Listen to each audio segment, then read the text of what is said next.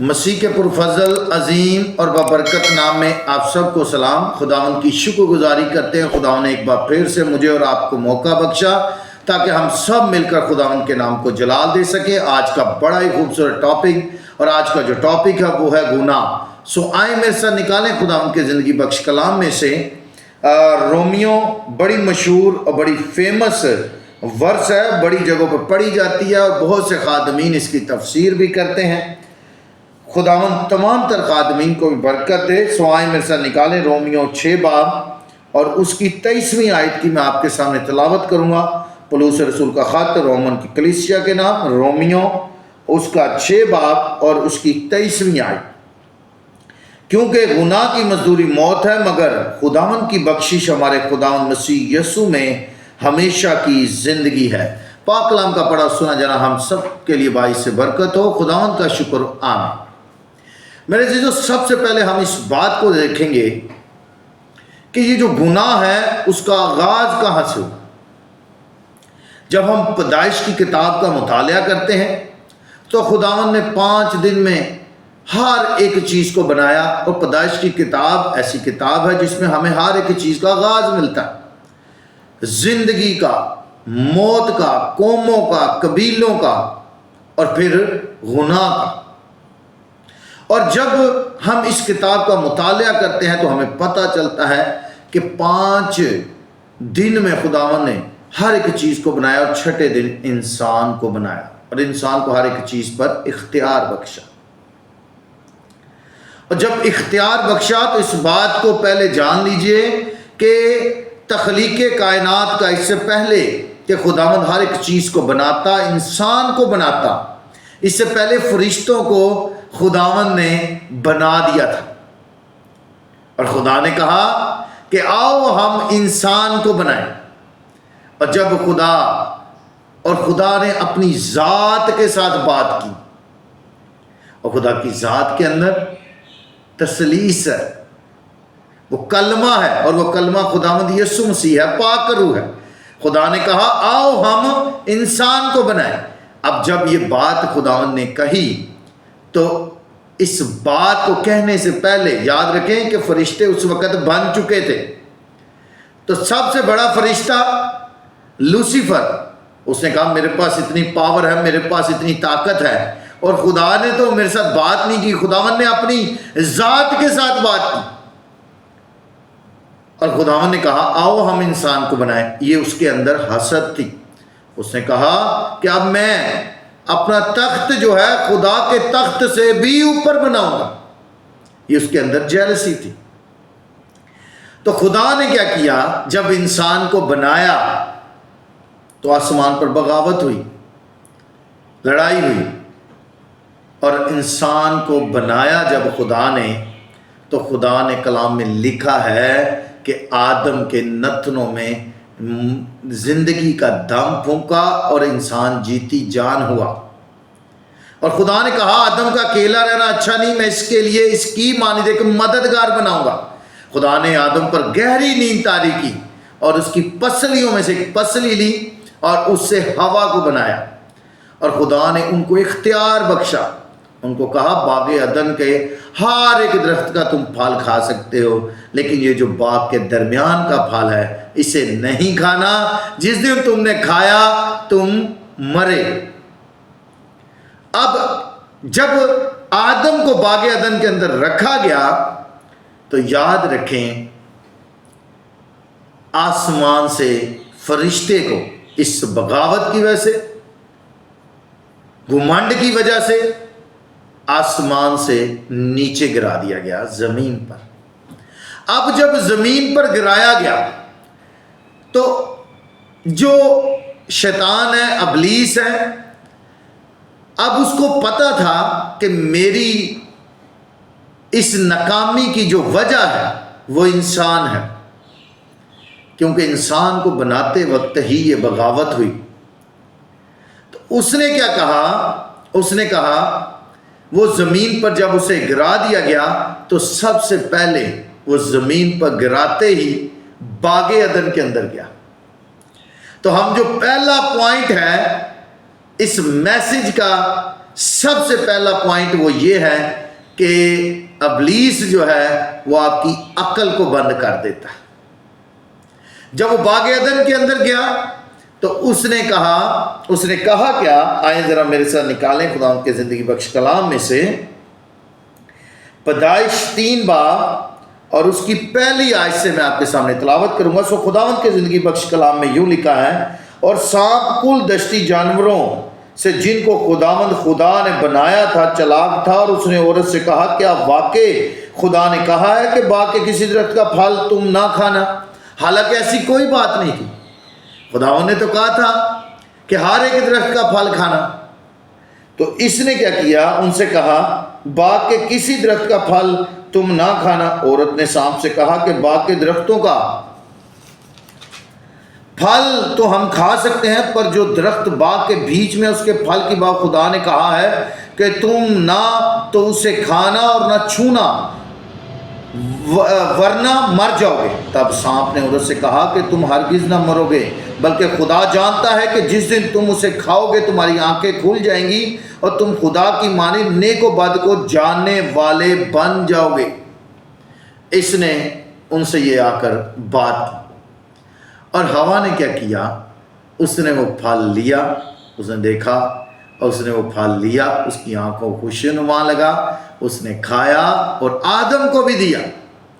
جیسے ہی آدم نے اور اس نے یہ پھل کھایا نافرمانی ہوئی، اور کلام میں لکھا ہے انسانی نسل کے اندر گناہ آ گیا، اور وہ گناہ تمام تر نسل انسانی کے اندر پھیل گیا۔ اس سے پہلے یاد رکھیں گناہ نہیں تھا، جیسے ہی نافرمانی ہوئی گناہ آ گیا، اور ابلیس نے انسان کی عقل کو بند کر دیا، اس نے ہوا کی عقل کو بند کر دیا۔ پہلی بات میں نے کی، وہ آپ کی عقل کو بند کر دیتا ہے۔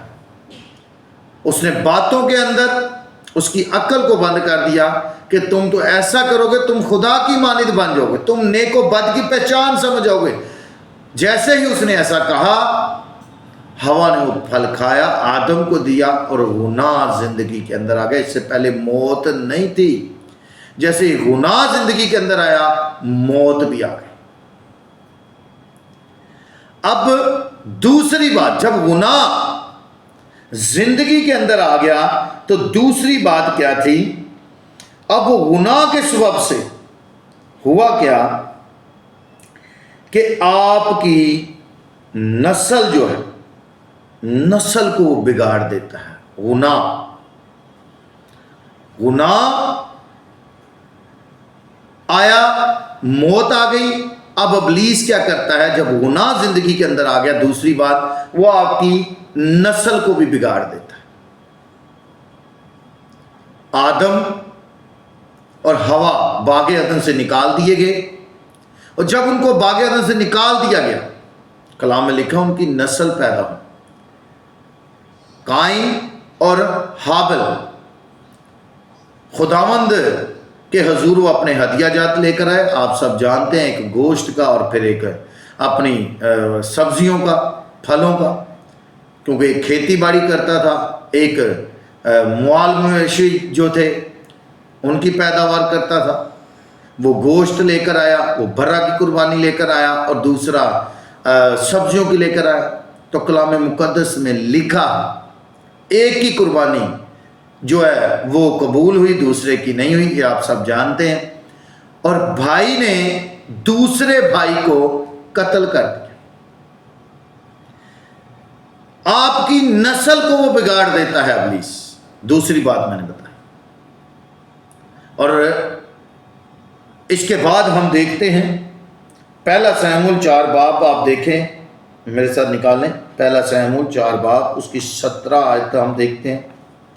پہلا سموئیل اس کا 4 باب اور اس کی ہم دیکھتے ہیں۔ یہاں پر ہمیں ذکر ملتا ہے ایلی کاہن کا، اور ایلی کاہن کے 2 بیٹے تھے، ہوفنی اور فنہاس۔ اب وہ کرتے کیا تھے؟ 22ویں آیت دیکھیں 3 باب کی۔ اور ایلی بہت بوڑھا ہو گیا تھا، اس نے سب کچھ سنا کہ اس کے بیٹے سارے اسرائیل سے کیا کیا کرتے ہیں۔ ان عورتوں سے جو خیمہ اجتماع کے دروازہ پر خدمت کرتی تھی ہم گوشی کرتے تھے، وہ ان کے ساتھ صحبت کرتے تھے۔ جب گناہ زندگی میں آ گیا، ابلیس کیا کرتا ہے؟ آپ کی نسل کو بگاڑ دیتا ہے۔ جو گوشت آتا تھا اور جو ہدیے نذرانے آتے تھے ان سے وہ اپنا حصہ رکھتے تھے، اور جو عورتیں تھیں ان کے ساتھ بد فعلی کرتے تھے۔ ابلیس کیا کرتا ہے؟ آپ کی نسل کو بگاڑ دیتا ہے۔ پہلی بات میں نے بتائی، وہ آپ کی عقل بند کر دیتا ہے۔ دوسری بات میں نے بتائی، وہ آپ کی نسل کو بگاڑ دیتا ہے۔ اور اس میں نے آپ کو بتایا ہوفنی اور فنہاس کا، ایلی کے جو بیٹے تھے، پھر قائن اور ہابیل کا۔ تیسری بات، وہ آپ کی شکل کو بگاڑ دیتا ہے۔ ابلیس کیا کرتا ہے؟ آپ کی شکل کو بگاڑ دیتا ہے۔ اب میرے ساتھ نکالیں، مرکز کی انجیل ہے اور اس کا 5واں باب نکالیں۔ مرکز اس کا 5واں باب اور اس کی ہم پہلی آیت سے خدا ان کے زندگی بخش کلام میں سے پڑھیں گے۔ اور لکھا ہے، اور وہ جھیل کے پار گراسینیوں کے علاقہ میں پہنچے، اور جب وہ کشتی سے اترا تو فی الفور ایک آدمی جس میں ناپاک روح تھی قبروں سے نکل کر اس سے ملا۔ وہ قبروں میں رہا کرتا تھا، اور اب کوئی اسے زنجیروں سے بھی باندھ نہ سکتا تھا، کیونکہ وہ بار بار بیڑیوں اور زنجیروں سے باندھا گیا تھا، لیکن اس نے زنجیروں کو توڑا، بیڑیوں کو توڑا، ٹکڑے ٹکڑے کیا تھا، اور کوئی اسے قابو میں نہ لا سکتا تھا۔ اور وہ ہمیشہ رات دن قبروں پہاڑوں میں چلاتا اور اپنے تئیں پتھروں سے زخمی کرتا تھا۔ اس کے اندر ایک لشکر تھا، ابلیس تھا، اور یہ اپنے تئیں یعنی اپنے آپ کو نقصان پہنچاتا تھا، اپنے چہرے کو زخمی کرتا تھا، اپنے بدن کو زخمی کرتا تھا۔ اور میں نے آپ کو تیسری بات جو بتائی وہ یہ تھی کہ وہ آپ کی شکل کو بگاڑ دیتا ہے ابلیس۔ اور اس کے اندر ابلیس تھا اس شخص کے، یہ پتھروں کے ساتھ اپنے آپ کو زخمی کرتا تھا۔ اب یہ گناہ جو تھا وہ نسل انسانی کے اندر آ گیا، اور بزرگ داؤد کہتے ہیں منو وچ گناہ دے جمیا میری مائی۔ گناہ ہر ایک نسل کے انسان کی نسل کے اندر آ گیا، یہ موروثی گناہ۔ اب ان گناہوں سے چھٹکارے کے لیے ہر سال قربانیاں کی جاتی تھی، ہر سال قربانیاں کی جاتی تھی، گناہوں کو ختم کیا جاتا تھا، اور یہ سلسلہ سال بسال ایسے جاری رہتا تھا۔ اور آگے دیکھیں آیت میں کیا لکھا ہے، کیونکہ گناہ کی مزدوری موت ہے، مگر خدا کی بخشش کیا ہے؟ شکر خدا کا اس بخشش پر جو بیان سے باہر ہے، اور وہ بخشش خداوند یسوع مسیح، یوحنا 3:16 کے اندر لکھا ہے، کیونکہ اس نے دنیا سے ایسی محبت رکھی ہے کہ اس نے اپنا اکلوتا بیٹا بخش دیا ہے۔ وہ بخشش میرا اور آپ کا یسوع۔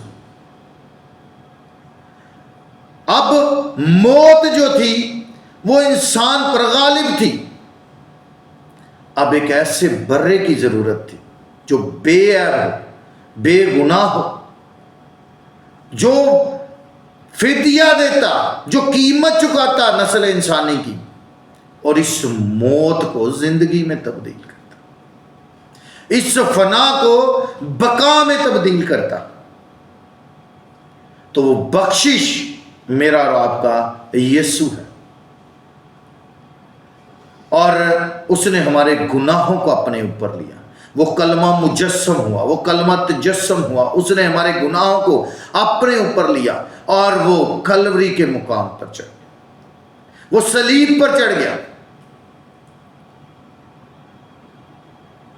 اور عبرانیوں کا مصنف لکھتا ہے کہ وہ بکروں، بچڑوں، بیلوں کا خون لے کر نہیں، بلکہ اپنا پاک خون لے کر ایک ہی بار پاک ترین میں داخل ہو گیا اور ہمیں ابدی خلاصی دی ہے. خلاصی نہیں دی، ابدی خلاصی دی.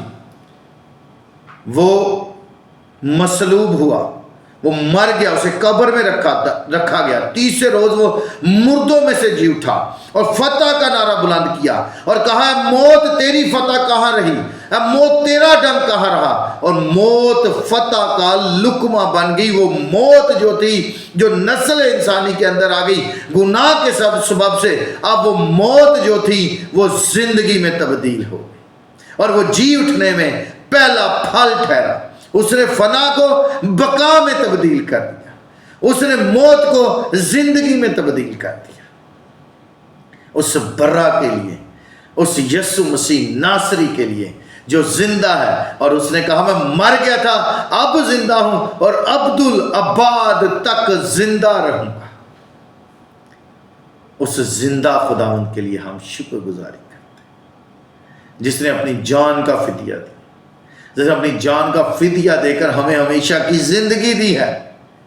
اب موت ایک ایماندار پر، ایک راست باز پر، یسوع مسیح کے پیروکاروں پر، اس کے بیٹے بیٹیوں پر غالب نہیں ہے، بلکہ میرا اور آپ کا یسوع موت پر غالب آیا اور ہمیں بھی فتح سے بڑھ کر غلبہ دیتا ہے. اب موت جو ہے وہ ایک دروازہ ہے، اور وہ دروازہ اس طرح ہے کہ وہ ہمیں یسوع مسیح تک لے کے جانے کا وسیلہ. ہاللیلویا.